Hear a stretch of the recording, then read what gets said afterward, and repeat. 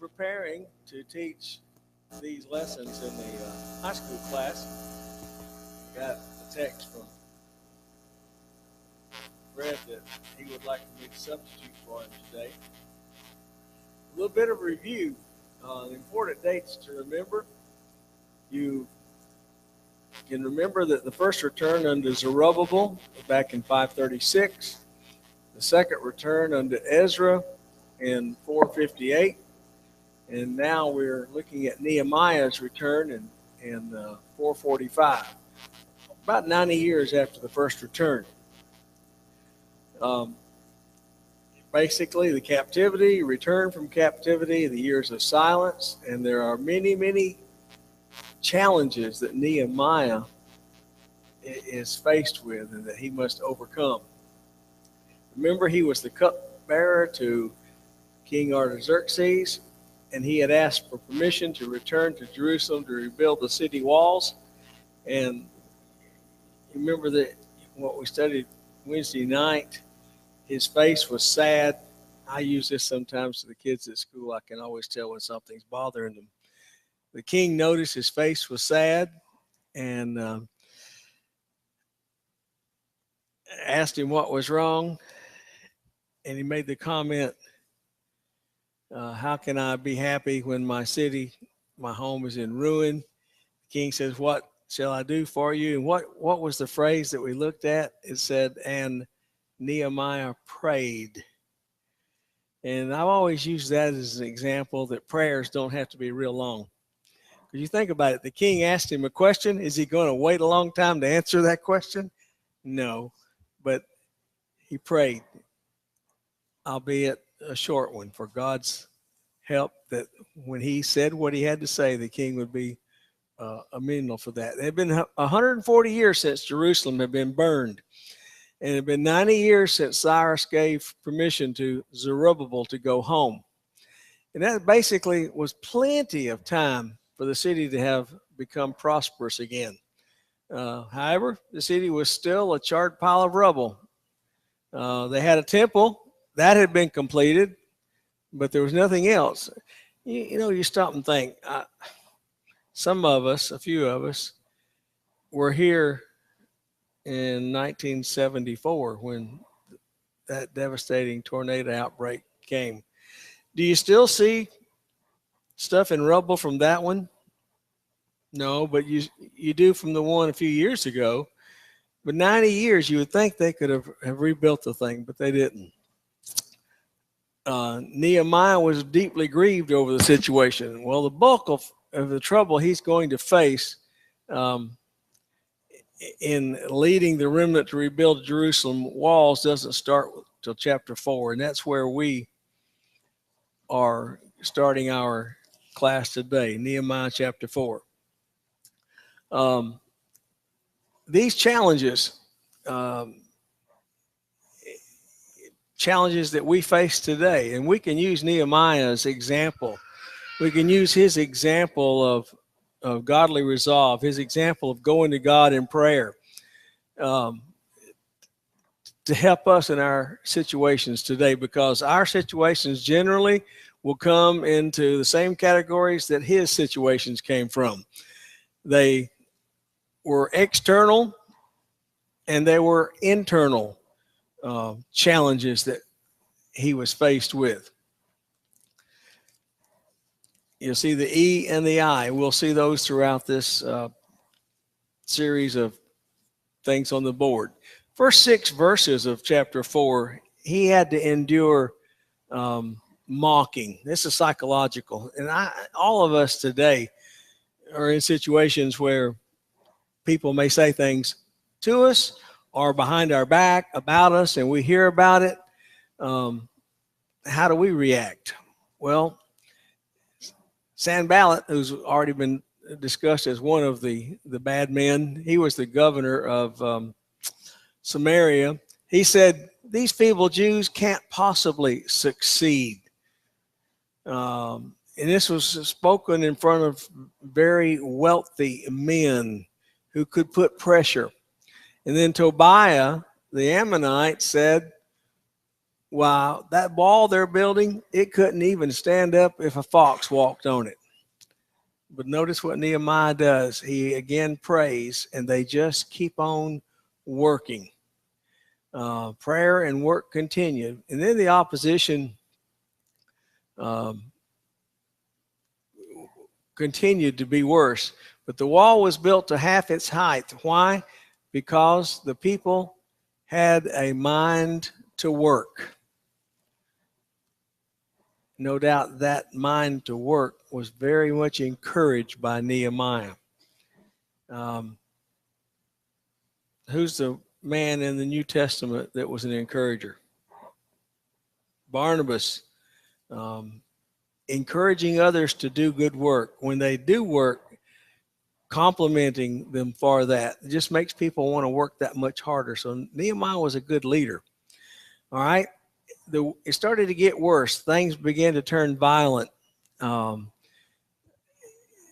Basically, the enemies were starting to employ more drastic measures. There was plots to attack the builders. And we understand when Nehemiah in verse 9, when he heard of this, what does it say? But we prayed to our God, and because of them, we set up a guard against them day and night. In other words, they did pray to God, but they were going to work their prayer because they were going to help themselves. They didn't do it relying strictly on themselves. Prayed to God to give them the strength to do what was necessary to protect themselves. They posted guards day and night. Verse 10, they themselves were growing weary. Look what it says. In Judah it was said, the strength of the burden bearers is failing, yet there is much rubbish, and we ourselves are unable to rebuild the wall. They had to overcome disappointment and despair. The verses say that 10 times the people around about Jerusalem would come in basically and warn them, hey, they're getting ready to attack you. And yet,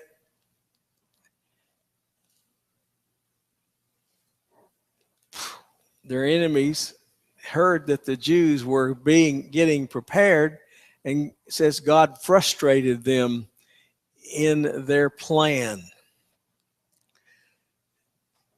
From that day onward, Nehemiah arranged the men so that half of them worked and the other half stood guard. And no doubt they would take turns. You work for a while, then you stand guard for a while. It's almost like when we work today and we need a break. Some of you call it coffee break. I call it a Coke break. That's how I get my caffeine. You rest and then you work some more. Well, half would stand guard and half would work. Those who worked, though, even carried their load with one hand, and they carried their weapon in the other hand. So they were on the guard, on the ready. And when the people, Sanballat, Tobiah, and crew saw that they weren't going to get a surprise attack, they did not attack. Nehemiah had instructed them. He said, we're spread out around the walls. We're working on them at all places. He said, if you hear the sound of the trumpet, everyone rally to that point because that's where the attack is coming from. But they weren't attacked. And also encouraged all the laborers to stay inside Jerusalem at night. And some of the Nehemiah and his men and some of the others even slept with their clothes on so that they could jump up and be ready at a moment's notice. When it said the laborers stayed inside, remember Jerusalem was not heavily populated at this time. So most of the workers were coming from around about, and it was their families that had heard and sent word, hey, they're fixing to attack you. That's where that word was coming from. Well, there was another thing that Nehemiah had to deal with, and that was usury. You know, the Jews in the first 5 verses it talks about what they had gone through. They had and were still facing a famine, and some of the Jews had mortgaged their property. Others had sold their families into slavery. And it says, "We, our sons and daughters, are many. For us to eat and stay alive, we must get grain." Others were saying, "We are mortgaging our fields, our vineyards, and our homes to get grain during the famine." They had even had to borrow money to pay the king's tax on their fields and vineyards. And they said, "Although we are of the same flesh and blood as our countrymen, and though our sons are as good as theirs, yet we have had to subject our sons and daughters to bondage. Some of our daughters have already been enslaved, but we are powerless because our fields and vineyards belong to others." Well, Nehemiah was angry about this. The law of Moses forbade an Israelite to charge interest on any loan made to a fellow Israelite, or to force a fellow Israelite to become a bondservant in order to repay a loan. They could charge foreigners, but they could not charge the Jews. These two verses you see on the overhead from Exodus and Leviticus indicated that what they were now doing was a sin, and yet they weren't obeying the law. Nehemiah offered himself as an example, and you should not be doing this. He continued to be an example by not adding financial burdens to the remnant. It mentions in verse 17 that he even fed 150 people each day at his table. Remember, the laborers coming in from around about didn't have a house in the city to go home at noon or in the evening and eat. So he was feeding this many each day, setting that great example. And in verse 19 of chapter 5, Nehemiah says, "Remember for my good, O my God, all that I have done for this people." In chapter 6, Nehemiah's enemies attempt to entrap him. They attempt to get him to compromise. And this is possibly the most dangerous challenge that he faced. Why? Because it's sort of a subtle one. It's not one that you see coming on you directly. It can be nice. People can ask you. They were asking him to come out and to meet with them.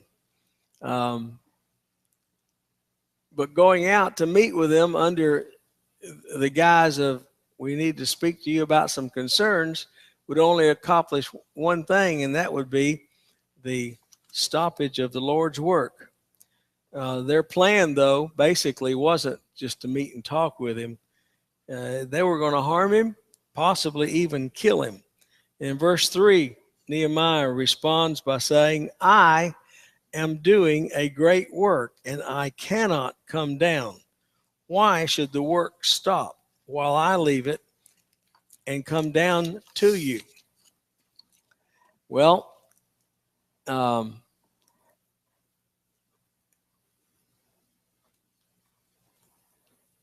that wasn't good enough for them, so they sent an open letter, which basically is telling everybody else, "Hey, Nehemiah is refusing to come down to us." It's like they wanted the people to put pressure on Nehemiah to go down and sent them. They sent the letter, and the letter contained this. It said, "The reports going around among the nations that you and the Jews are building the walls of Jerusalem because you are planning a rebellion, and that you are going to make yourself king. It is said you have appointed prophets in Jerusalem to say, 'There is a king in Judah.' If word of this gets back to the king, you will be in serious trouble. It would therefore be worth your time to come meet with us. Trying again, put public pressure on him. It was a false charge of treason and rebellion to Artaxerxes. It wasn't true, but they were making it up and trying. You know, someone says something about you, you sometimes we want to go and defend yourself, right? And say, that's not me. I'm not doing that. Well, he just sent word that it was a false charge. Well, another attempt um, to discredit Nehemiah was an attempt to try to make him commit a sin. One day, Nehemiah went to the house of Shemaiah, and Shemaiah had been hired by Sanballat and Tobiah to intimidate Nehemiah so that he would commit a sin. He said, let's go into the temple. That's not the place. Nehemiah knew that he wasn't supposed to go there. So in verse 11 of chapter 6, should a man in my position run away? Or should one like me go into the temple to save his life? No, I will not go.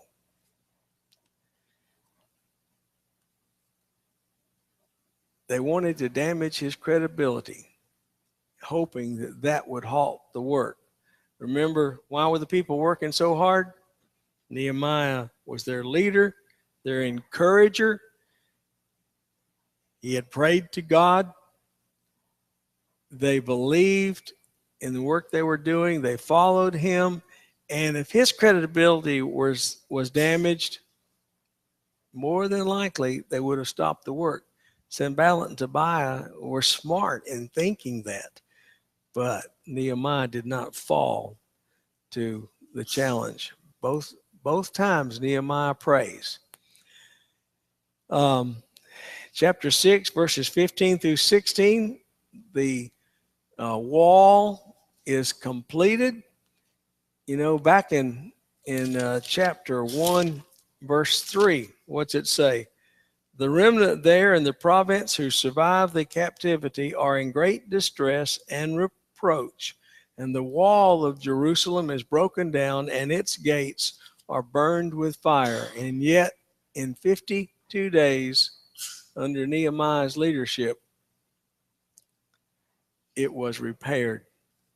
And remember all those years that they could have worked on it that they didn't. Well, completing the wall completely deflated the enemies. And they weren't through, though. In verses 17 through 19, it talks about the many letters that were sent from many of the people in Judah to Tobiah, and that Tobiah's letters would come to them. And many people in Jerusalem were bound by oath to him because he was the son-in-law of Shechaniah, the son of Ara, and his son Jehohanan had married the daughter of Meshullam, the son of Berekah. So people were speaking about Tobiah's good deeds, and basically this was pressure, praising Tobiah to try to put Nehemiah down. Yes. It's not directly related to what we're just saying, but it is in the context we're looking at. And the fact that you mentioned the brief prayer from chapter 1, you see in chapter 5, verse 19, it seems like that's a brief prayer. Remember me, oh my God, for good, according to all that I've done to these people. And then in chapter 6, verse 9, oh God, strengthen my hands, that's another brief prayer. And then in chapter still 6, verse 14, that seems like not a brief prayer. So, in this context, we see some of those maybe brief prayers or conversations, yes, with God, like you could have had that day when the king said, what is upsetting you, and he had that brief prayer. Very, very good example. Is that something we can use today? Can we teach our children to do that today? How many of you watch professional baseball and you see some, especially the ones I think from the um, Latino countries that do the crucifix as they step into the batter's box? What's wrong with an individual, a Christian, asking for God's help as he steps into the batter's box? Give me the strength and the ability to stay on this pitch, etc. Short prayers can be short. I remember teaching, wow, 25, 30 years ago, Wayne. And, and okay, everyone knows my daughter is deaf. Before she was born, we teach our two boys, bow your head, close your eyes during prayer. And then she's born deaf, and we have to change our approach because as she grew and we learned to sign, she learned sign language. Well, obviously, if her eyes are closed, she could not see me signing a prayer, correct? So we learned to pray with our eyes open. And I was teaching a class with Wayne one time, and he's talking about, we were talking, teaching on prayer. That's where I learned that ACTS, ACTS, if a prayer contains adoration, confession, supplication, thanksgivings, what else is needed in there? Adoration of God. Anyway, he was talking about that one of the times he has available to pray is when he's driving to Decatur. Obviously, he better not have his eyes shut and his head down, right? So there are many opportunities for us to pray without the formal, different than the formal prayer that we're going to have in our service this morning. Good points. The walls rebuilding was now over, and Nehemiah seems to focus on building something else, and that being the remnant Jews into a community of believers. He appoints men to govern Jerusalem. Um, and most of chapter 7 is the genealogy, the people that God had been making from the days of Eve until now about the promise, the promise that God had been making from the days of Eve until now about the one who would come to bless all nations and defeat Satan. Genesis 3:15, 12:3. It had not yet been fulfilled. So it was very important for the Jews to keep their genealogy records correct. Otherwise, it would be impossible for the Messiah to prove he was of the proper lineage in order to fulfill all the prophecies of the Old Testament. Hence, it's why we see chapters throughout the Bible dedicated to listings of genealogies so that Christ's lineage could be proved and the prophecies fulfilled. Well, he's going to need the help, the aid of Ezra. Remember, Ezra had been there all this time. What was he, about 13 years ahead of Nehemiah or so? Um, he enrolls everyone by their genealogies, by their census. Um, and he finds the records to list those that had returned 91 years earlier under Zerubbabel, and he records it again. And Ezra continues to teach. He read from the book of the law of Moses, and the people stood for hours. They had asked him to read the law. It was actually required. We can read in Deuteronomy 31 about this. And when he opened the book, they stood and listened from early morning until, I put in noon, until midday, I think some versions say. We sit and listen to Steve preach. Would we want to stand for that 40, 45 minutes. It'd be sort of hard on most of us, but the people stood. Um, it speaks that there were translators. Why the need of translators? They're reading from the book of the law of Moses. They were Jews. Why do you think they needed translators?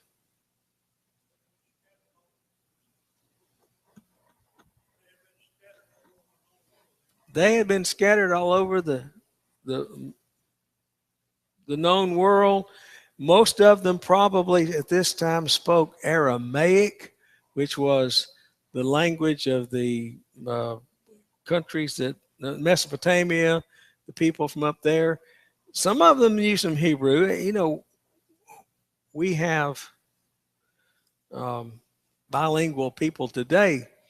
Um, Oscar, born here in America, so were his parents, but uh, he grew up bilingual, and that's been a great benefit. He's using that today in this week to teach and to preach and have classes. He could speak both English and Spanish very, very fluently. Remember how many years these people were gone?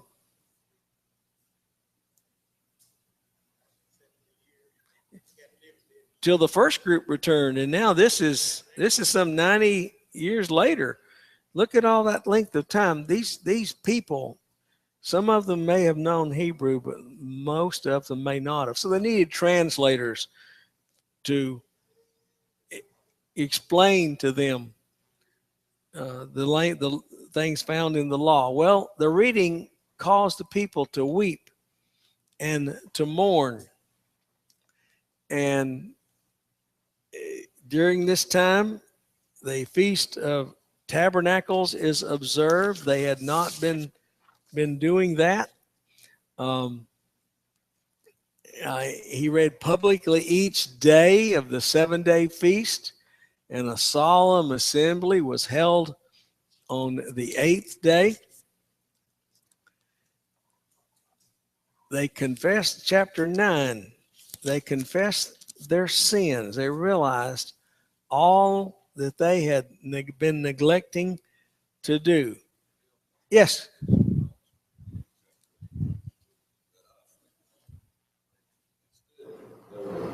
Verse 4 says, the ears of the people were attentive to understand, so they can pay attention. They give them feedback. They say they can again, so good communication between the between the reader and Ezra and people that are listening, between the hearer. Remember that in our word. And also, verse 8, the essence is preaching, what preaching should do. So they read distinctly from the book, the law of God. And they gave them sense and helped them to understand the meaning. That's really what preaching should be doing to us, is help us to understand what God is. Not adding extra stuff to it, real anecdotes, and real relevant that people want to hear. That people preachers should help us to understand what God is. Good point. Preachers preach from the Word of God. I remember the first lesson I ever preached, and I was under pressure. Hiram Hutto was in the audience up in Peoria, Illinois, and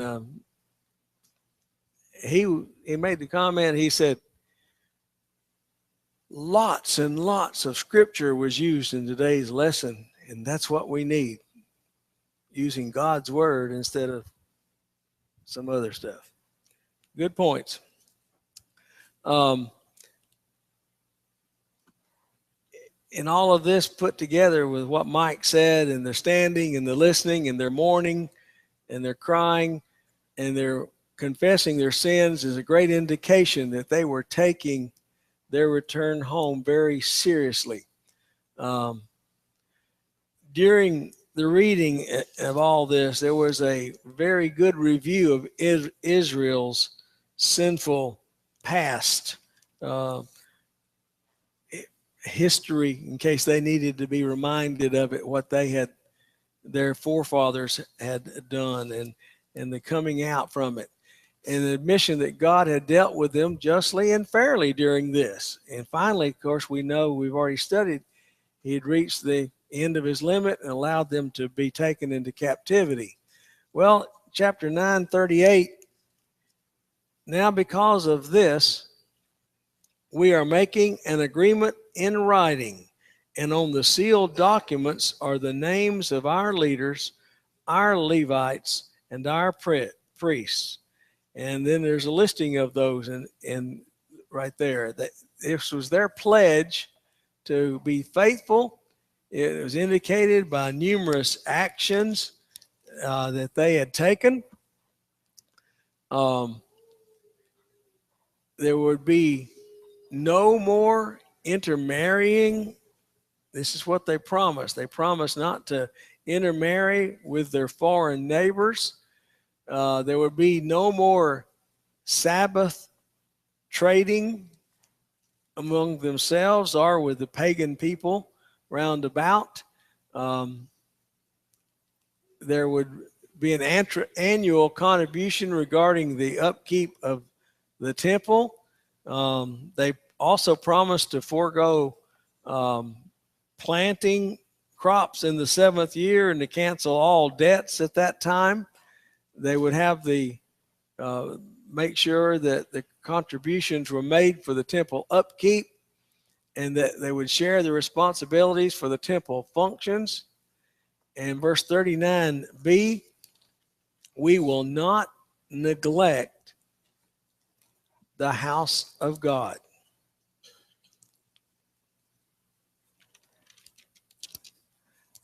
Jerusalem is again inhabited.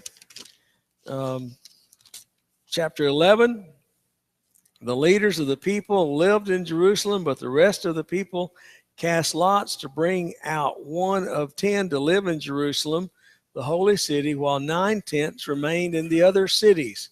So it was people moving back in who had not lived there. Not everybody, but they wanted to inhabit the city. They had to make it grow and remain viable. And so some of the people were able to move in. There's another listing of Levites and priests who returned with Zerubbabel 91 years earlier. Chapter 12, verses 27. Interesting, the walls are dedicated. And there were 2 groups, one led by Ezra and one by Nehemiah, and they marched around the top of the walls. When they met, that was the finishing of it, the complete dedication. And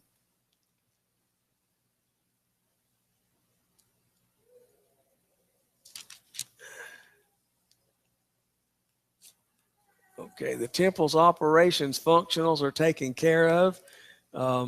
People assigned to do the daily task in the temple. And notice in chapter 13, why were foreigners excluded from all of this?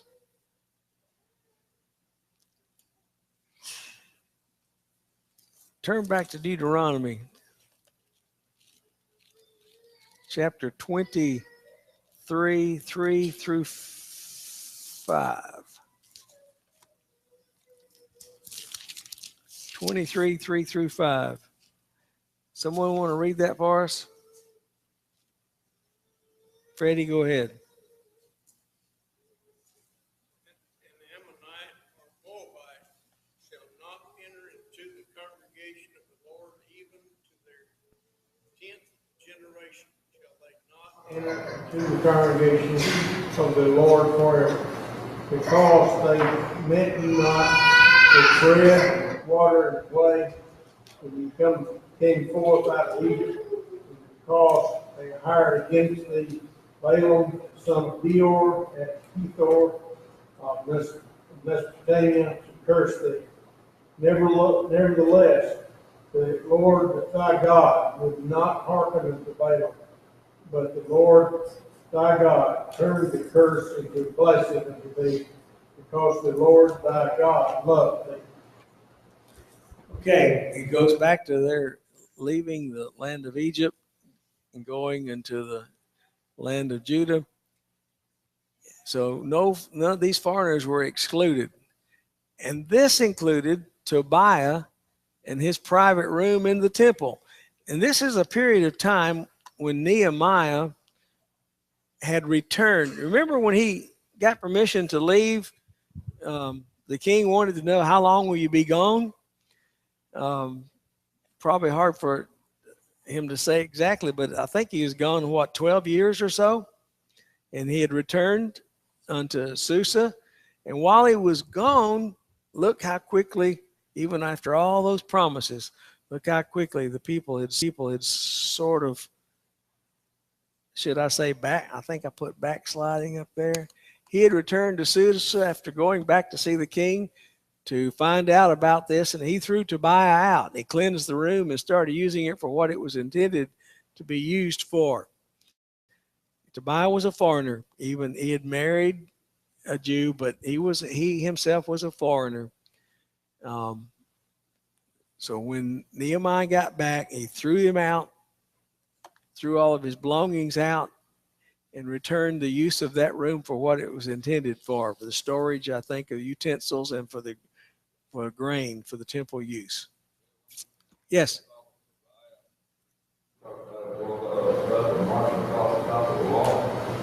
Back in chapter 4, verse 3, the Bible, the one that said, "There's no more one power of life." They showed him how good the stone was. If you didn't hear that, when they dedicated the walls and marched around, that's a lot of people on top of those walls. And Tobiah is the one that had said those walls won't even support the weight of a fox. And they showed him.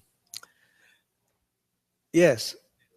Nehemiah 13, verse 1, they read and wrote the law of Moses, and that was a long time prior to this.